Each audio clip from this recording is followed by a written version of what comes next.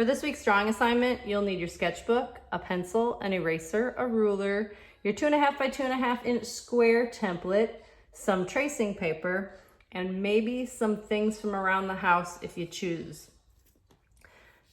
You will be addressing balance, and in your sketchbook, you are going to make thumbnails that correspond to bilateral symmetry, asymmetry, and radial symmetry. Like last week, you will make 7 sketches of each. I just want to show you a couple of tricks that will help you with the bilateral and the radial symmetry. Bilateral symmetry occurs when the left and right sides of your composition match exactly. So the first thing I suggest that you do is mark out 1¼ inches and 1¼ inches so that you can find center and give yourself a vertical line. Now I am drawing lightly so that I am capable of erasing any sort of guide marks that I don't want. Still drawing just plain old simple shapes, and I'm going to start this process with some templates that I've accumulated over the years. These can get relatively pricey, so I do not expect for you to purchase any. However, if you have some stuff laying around your house, you can use those things to do just the same thing. I find that this really speeds up my design process. Some days I truly feel like I cannot come up with a new shape out of my head. So I like to grab a hold of things that are at hand. I'll even cut up paper sometimes and use those shapes.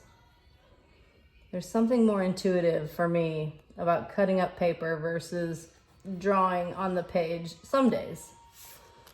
All right, so if you notice, I am only drawing on 1/2 of this composition. There's a reason for that. I am going to use my tracing paper now. And if you are using templates, you can go ahead and trace them into place. For time's sake, I am simply going to loosely go over them so that you get the idea of this practice. And now I'm going to flip this over, match it up, and draw on top of those marks, and the lead that is on the other side of the tracing paper will transfer onto your sketchbook. So this gives you a good start. Definitely speeds the process, especially with bilateral symmetry. All of my lead didn't come off very well, but gives me a good start frame of reference. These are, again, just preliminary sketches, so they do not have to be perfect by any means. All right, so there's that trick. Asymmetry, really no tricks to show. There's an example of it. You want left and right sides to not match in that case.